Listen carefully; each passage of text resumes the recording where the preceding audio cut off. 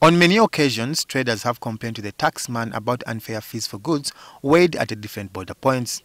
This has in the long run created a rift between the taxman URA, with the traders now resorting to other avenues when importing goods, especially if they are not solids.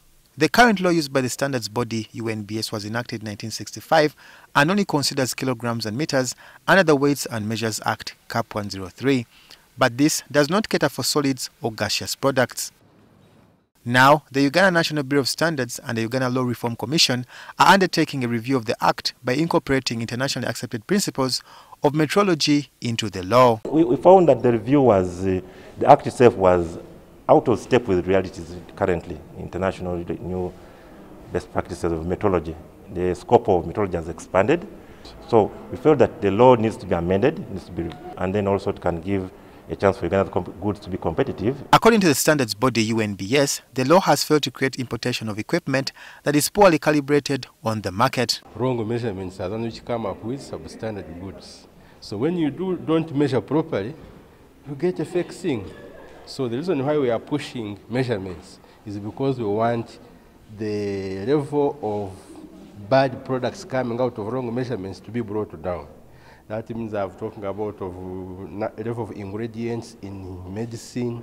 Apart from this, the advocates want the penalties in the law to be revised to deal firmly with those committing crime. Also have a weakness on the penalties.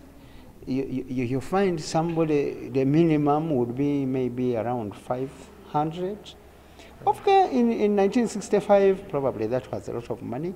But today, when somebody is convicted and fined 500, it's ridiculous. It's much to the extent that magistrates would run away from that. They anticipate that if reviewed, the law will help Uganda address the waiting challenges in international trade. Somebody says, no, you are bringing me something which is not meeting standards, yet for you have made it is meeting standards.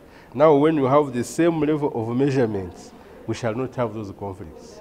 You will measure the same volume of 500 meters or 1 kilogram in Tanzania, also in Uganda, also in Kenya.